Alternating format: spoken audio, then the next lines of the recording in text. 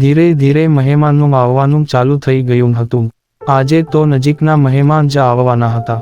સીમંતનો પ્રસંગ હતો એટલે મોટે ભાગે મહેમાનમાં સ્ત્રીઓ જ હતી. સાંજની છેલ્લી બસમાં જેટલા મહેમાન આવવાના હતા એટલા મહેમાન આવી ગયા હતા. આ બધા મહેમાનમાં 2 મહેમાન ખાસ હતા. એ હતા ચીમનની બંને ફઈ એટલે હરદાસભાઈની 2 બહેનો. બંને બહેનો એનાથી મોટી હતી. એકનું નામ જશોદા અને બીજીનું નામ કંચન હતું. હરદાસભાઈ બંનેથી નાના, તેથી એના પ્રત્યે બંનેને થોડું વધારે હેત અને ઘણી બહેનોને પોતાના ઘરની ચિંતા કરતા ભાઈના ઘરની ખણખોદ વધારે હોય છે. આ બંનેનું પણ એવું જ હતું. સાંજે જમીને બધા ખાટલા અને ખુરશી નાખી ફળિયામાં બેઠા હતા. સવિતાબેનના પિયરમાંથી આવેલા એના ભાભી અને રૂપલી કાલની તૈયારીના ભાગરૂપે વસ્તુઓ ગોઠવતા હતા. બહાર ફળિયામાં બધા બેઠા હતા ત્યાં જશોદાબેન બોલ્યા, ભાઈ આ તારો સીમનો જોવા મળતો નથી. જશોદાબેનના શરીરની જેમ એનો અવાજ થોડો મોટો હતો. જશોદાબેનનો અવાજ સવિતાબેને સાંભળ્યો. એણે પોતાના કાન બહારની બાજુ કર્યા કારણ કે એ એની નણંદને જાણતા હતા. જશોદાબેનને બોલતા જોઈ હરદાસભાઈએ એની બાજુ જોયું અને જવાબ આપ્યો, એને ઓફિસમાંથી રજા ન મળી. આટલું બોલી પોતાનું જૂઠાણું પકડાઈ ના જાય એટલે એ નીચે જોઈ ગયા. હરદાસભાઈની નીચી નજર જોઈ જશોદાબેન ફરી બોલ્યા, એવી કેવી નોકરી કે ટાણે જ રજા ન મળે. આના કરતા તો ખેતી કરવી હારી. બોલતા બોલતા જશોદાબેને એવું મોઢું કર્યું જાણે ચીમન નોકરી કરીને કોઈ ગુનો કરતો હોય. હકીકતમાં એ ઈર્ષાથી બોલતા હતા. એનો દીકરો ચીમનથી ભણવામાં પાછળ રહી ગયો હતો અને ખેતી કરતો હતો એનું એને પેટમાં દુખતું હતું. જશોદાબેનની વાત સાંભળી હરદાસભાઈ બોલ્યા, તમને ને મને એની ખબર ન પડે, આપનું ગાયમ છે એવડું તો એનું કારખાનું છે. જશોદાબેન વાતનો કેળો મૂકતા નહોતા. એ ફરી બોલ્યા, નયાજી હોય ઈ પણ ઘરના પ્રસંગમાં ઘરનું માણસ ન હોય તો રૂડું ન લાગે. જશોદાબેને બીજાના મગજમાં આ વાત નાખી દીધી. બધા અંદરો અંદર કાનાફૂસી કરવા લાગ્યા. એની વહુનો ખોરો ભૈરવાનો છે ને એ જ હાજર નથી. આ બધી કાનાફૂસી ચાલતી હતી ત્યાં જશોદાથી નાની બેન કંચન બોલી, મેં હાઈમ્ભરું છે કે વો આયામ જ રહેવાના છે. કંચનને બોલતી જોઈ સવિતાબેન કામ પડતું મૂકી દરવાજાની નજીક આવ્યા અને દરવાજાની પછીતે ઊભા રહી એને સાંભળવા લાગ્યા. કંચનબેન અને હરદાસભાઈને ઉંમરમાં ખાસ ફરક હતો નહીં એટલે એ એકબીજાને ટૂંકારે બોલાવતા, તને ખબર છે પછી શેની પંચાયત કરશો. હરદાસભાઈનું બોલવું કંચનને ગમ્યું નહીં. એ વધારે કડવા વેણ કાઢતી બોલી, હરિદાસ તું રિયો બોરો, વેવાઈ એનો ખર્ચો બચાવવા એની ગગીને આયામ રાખતા નથી ને. કંચનની કડવી વાણી સાંભળી હરદાસભાઈ સમસમી ગયા. એ બોલવા જતા હતા ત્યાં બાજુના ડેલામાંથી બટકો આવ્યો અને બોલ્યો, કાકા કંદોઈ આવી ગયો હાલો. બધા મહેમાનને જમાડવાની વ્યવસ્થા અને રસોડું બાજુના ડેલામાં રાખ્યું હતું અને આજે રાત્રે મીઠાઈ બનાવી લેવાની હતી એટલે કંદોઈ આજે આવી ગયો હતો. હરદાસભાઈ ચર્ચા છોડી બટુકની પાછળ ગયા. હરદાસભાઈ જેવા ગયા એવા સવિતાબેન બહાર આવ્યા.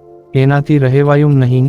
એ બોલ્યા, વહુને આયા રાખવાનું મારું મન હતું ને તમારા ભાઈએ રાખ્યું. આમાં વહુના માંગ બાપનો કાંઈ સ્વાર્થ નથી. ભાભીને સામે બોલતા જોઈ નણંદનો અહમ ઘવાયો. એણે બીજા કડવા વેણ કાઢ્યા, જો તો ખરી નણંદુની કાંઈ કિંમત જ નથી. સવિતાબેન બંનેને ઓળખતા હતા એટલે કઈ બોલ્યા વગર પાછા કમરામાં જતા રહ્યા. કમરામાં જઈને રૂપલીને કહ્યું, આ બે બોલે એને કાને ન લેતી. માણસ જોઈને બે બુરાઈ થાય છે. એના ઘરમાં કાંઈ નથી એટલે ભાઈની ઈર્ષા થાય છે.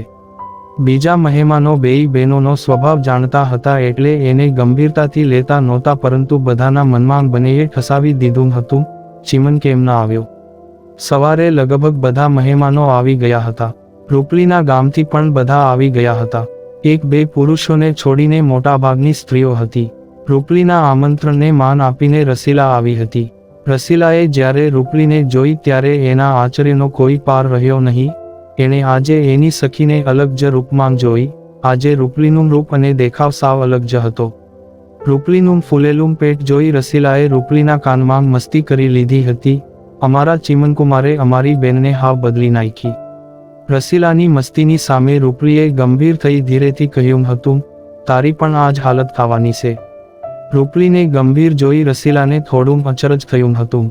ગંગાબેન આવતાની સાથે જ વેવાણને ભેટી પડ્યા હતા. સવિતાબેને બધા મહેમાનનું સારી રીતે સ્વાગત કર્યું હતું.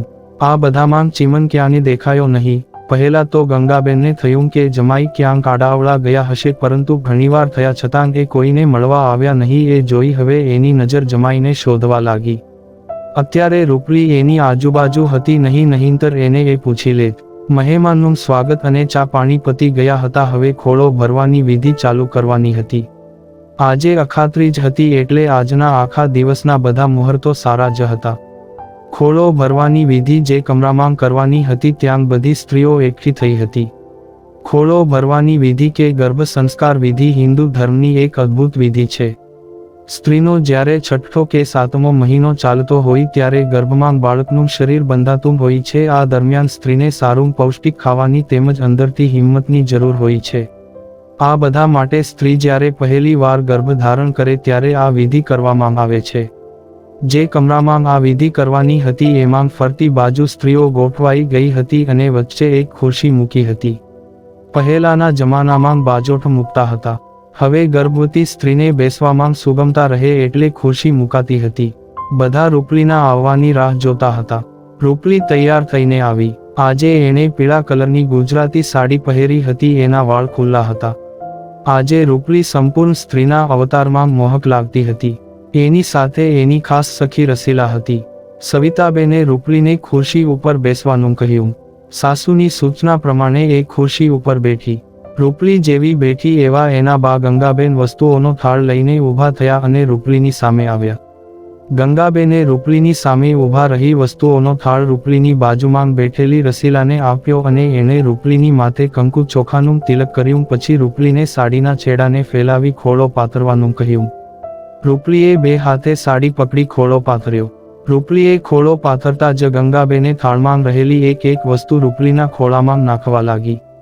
પહેલા સોપારી અને ચાંદીનો સિક્કો નાખ્યો, પછી 3 લીલા નાળિયેર મૂક્યા, પછી એક સૂકું નાળિયેર મૂક્યું, પછી 1.25 કિલો ચોખા મૂક્યા અને છેલ્લે દ્રાક્ષ, બદામ, સાકર, લવિંગ, એલચી અને મીઠું મોમ કરવા થોડા પતાસા મૂક્યા.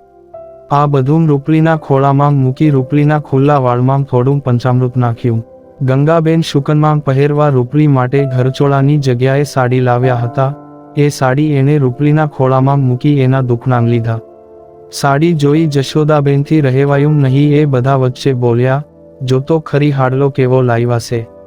આ સાંભળી ગંગાબેનને ધક્કો લાગ્યો. એ ખરેખર ભારે સાડી લાવ્યા હતા. એણે પહેલા જશોદાબેન અને પછી સવિતાબેન તરફ જોયું. સવિતાબેને ઈશારાથી ચૂપ રહેવા કહ્યું. ગંગાબેન સવિતાબેનનો ઈશારો સમજી ગયા અને ચૂપ રહ્યા.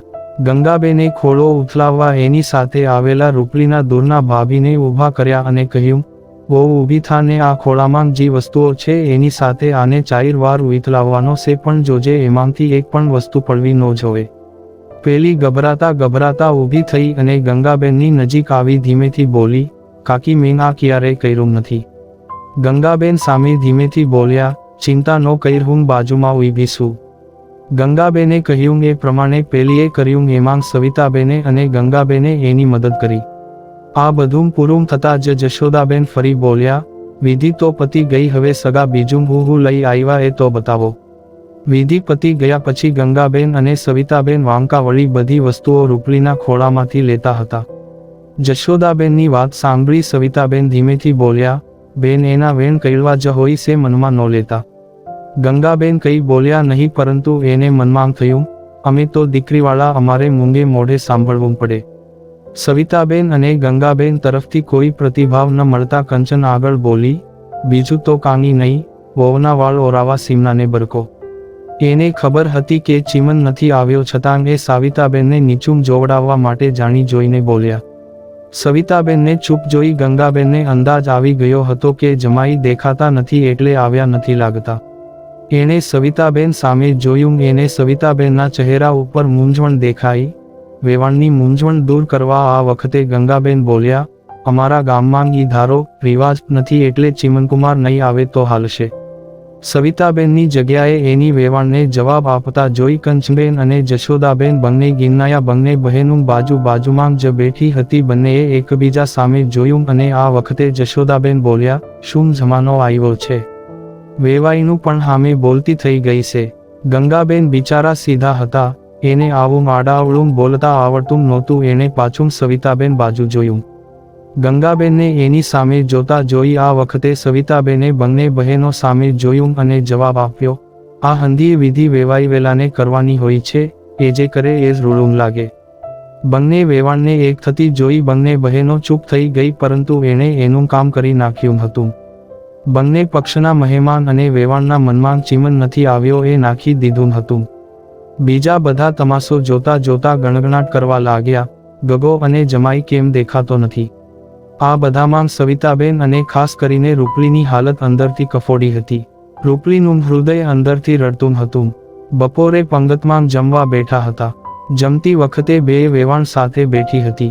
જમતા જમતા ગંગાબેને વાત નાખી, ઓલી બે કોણ છે? એ બે બહેનો સામેની હરોળમાં થોડી આગી બેઠી હતી. બોલતા બોલતા એણે પેલી બંને તરફ ઈશારો કર્યો. ગંગાબેનનો ઈશારો જોઈને એણે પેલી બંને તરફ જોયું અને પછી ગંગાબેન તરફ જોઈ બોલ્યા, એ બેય મારી નણંદો છે, એ બેયની જીભ જ એવી છે, માણસ જોઈ બુરાઈ થાય છે, મનમાં ન લેતા. ગંગાબેને હકારમાં ડોકું હલાવ્યું, પરંતુ મનમાં રહેલો મૂંઝારો એના હોઠો ઉપર આવી ગયો. ચિમનકુમાર કેમ કળાતા નથી? સવિતાબેનને જે સવાલનો ભય હતો એ જ સવાલ એની સામે આવીને ઊભો રહ્યો. થોડીવાર તો એ ચૂપ રહ્યા, પછી એ બોલ્યા, ચિમનને રજા ન મળી, રૂપલ કહેતી તી એને હમણાં ઝાઝું કામ રીએ છે. સવિતાબેનના જવાબથી ગંગાબેન માની તો ગયા, પરંતુ એને પૂરેપૂરો સંતોષ થયો નહીં. પંગતમાં જમવા બેઠા હતા અને આજુબાજુ બધા હતા એટલે એ કંઈ બોલ્યા નહીં. બીજી બાજુ રૂપલી જમવા આવી ન હતી. એની થાળી રસોડામાંથી બનીને ઘરે ગઈ હતી. એને જમવાની ઈચ્છા હતી નહીં અને સતવારો રહે એટલા માટે એણે રસીલાને એની સાથે એમ કહીને રોકી લીધી, મને બહુ ભૂખ નથી, માટે તું આયા મારી હાયરે રોકાઈ જા, બેય થોડું થોડું ખાઈ લેવું. રસીલાને પણ એટલું જ જોતું હતું. એને રૂપલીને ઘણા સવાલો કરવા હતા એટલે એ રૂપલી સાથે રોકાઈ ગઈ. રૂપલી અને રસીલા એકલા હતા. રસીલાના મનમાં ઘણા પ્રશ્નો હતા. એને એ ઘણા પ્રશ્નોના જવાબો જોતા હતા અને એની પાસે સમય થોડો હતો. રસીલાએ પૂછ્યું, રૂપલી તું સુખી તો છો ને? રસીલાનો સવાલ સાંભળી રૂપલીએ તરત એની સામે જોયું અને બોલી, તું આમ કેમ બોલે છે? રૂપલીનો સામો સવાલ સાંભળી રસીલા, રૂપલી અને એની થાળી અલગ કરતા બોલી, હું જ્યારે ચિમનકુમાર વિશે પૂછું છું ત્યારે તું ચૂપ થઈ જાય છો. રસીલાની વાત સાંભળી રૂપલી આજે ફરી ચૂપ થઈ ગઈ. રૂપલીને ચૂપ જોઈ રસીલા બોલી, ચૂપ કેમ છો? રૂપલી ખુરશીમાં પાછળ પીઠ રાખીને ટેકો લઈને બેઠી હતી. એની આગળ નાનું મેજ મૂકેલું હતું અને એની ઉપર રસીલાએ જમવાની થાળી મૂકી હતી. રસીલાનો સવાલ જ્યારે રૂપલીએ સાંભળ્યો ત્યારથી એનું મન ખોવાઈ ગયું હતું. અત્યારે એ ગુમસુમ બેઠી ઉપર છત તરફ જોઈ રહી હતી. રસીલા બોલતી હતી એ એને સંભળાતું હોય એવું લાગતું ન હતું. રૂપલી હજુ ચૂપ હતી. રસીલાએ એના હાથ ઉપર પોતાનો હાથ મૂક્યો. રસીલાના હાથનો સ્પર્શ થતાં જ રૂપલીમાં જાણે ચેતના આવી હોય એમ બબડવા લાગી, એ નો આવ્યા, એ નો આવ્યા. રૂપલી જાણે અડધી પાગલ થઈ ગઈ હોય એમ એકને એક વાક્ય વારંવાર બબડવા લાગી. રૂપલીને બબડતી જોઈ રસીલા ગભરાઈ ગઈ. એણે રૂપલીને હાથ પકડી હાથ ખેંચી ઢંઢોળી. રૂપલી સંપૂર્ણ ભાનમાં આવી ગઈ. રૂપલી ભાનમાં આવતા જ ચોધાર આંસુએ રડી પડી. રસીલાએ રૂપલીને શાંત કરવાનો પ્રયત્ન કર્યો. રૂપલી થોડી શાંત થઈ ગઈ. રૂપલીને શાંત થતી જોઈ રસીલા પાણીયારા તરફ ગઈ. બહેનપણીને દુખી જોઈ એની આંખમાં પણ આંસુ આવી ગયા હતા. રસીલાએ પાણીયારેથી પાણી ભરી રૂપલીને પાયું. રૂપલીની આગળ મેજ ઉપર મૂકેલી થાળી નીચે મૂકી રસીલા એની ઉપર રૂપલીની સામે બેઠી. એણે રૂપલીના બંને હાથ એના હાથમાં લઈને પૂછ્યું, રૂપલી તને શેનું દખ છે ઈ મને કે?